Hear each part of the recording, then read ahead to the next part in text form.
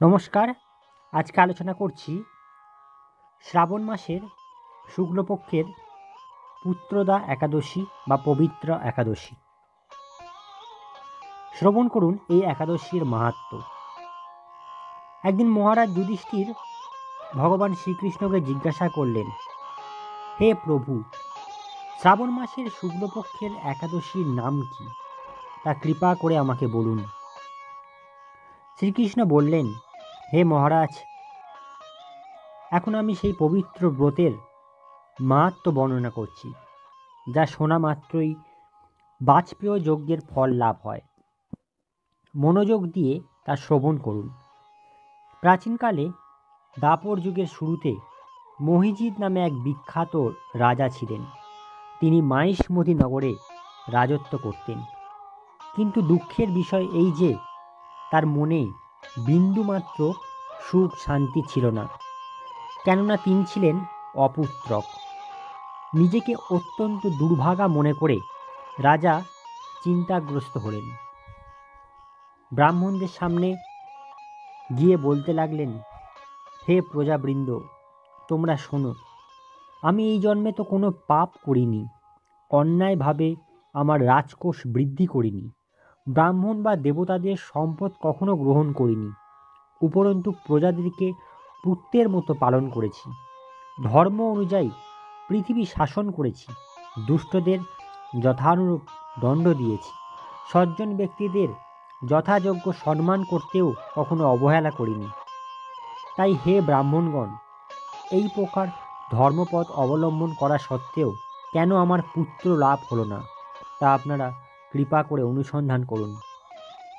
রাজার এই প্রকার কাতর উক্তি শুনে ব্যথিত রাজভক্ত পুরোহিত ব্রাহ্মণগণ রাজার মঙ্গলের জন্য গভীর বনে ত্রিকালজ্ঞ ঋষির কাছে যেতে মনস্থ করলেন।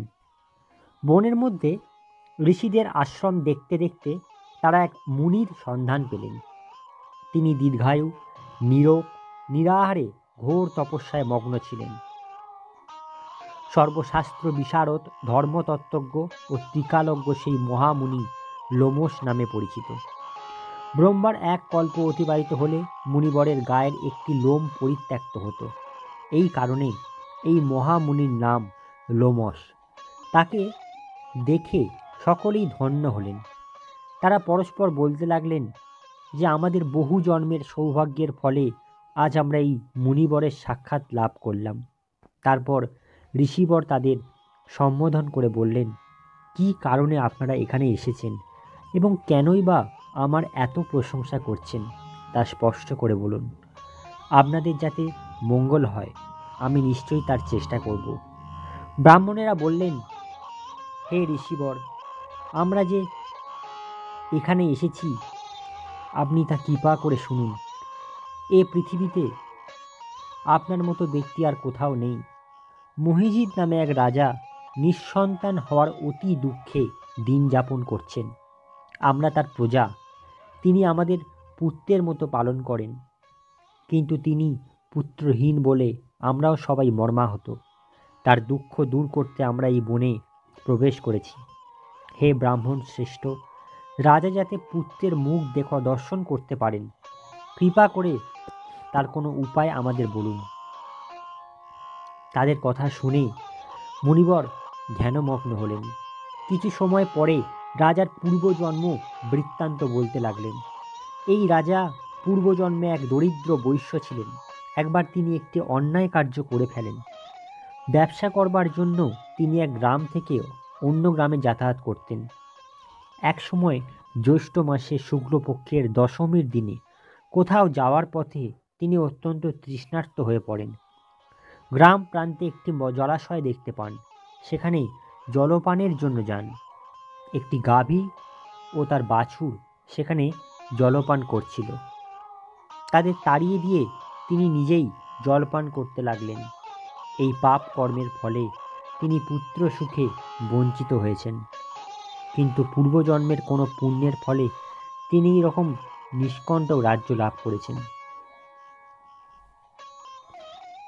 সবাই তখন বললেন, হে মুনিবর, শাস্ত্রে আছে যে পুণ্য দ্বারা পাপ ক্ষয় হয়, তাই আপনি এমন একটি পূর্ণ ব্রতের উপদেশ করুন যাতে তার পাপ দূর হয় এবং আপনার অনুগ্রহে তিনি পুত্র সন্তান লাভ করতে পারেন।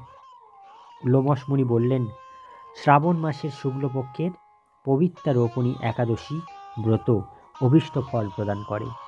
আপনারা যথাবিধি তা সকলে পালন করুন। লোমশ মুনির উপদেশ শুনে আনন্দ চিত্তে গৃহে প্রত্যাবর্তন করে তারা রাজাকে সে সকল কথা জানালেন।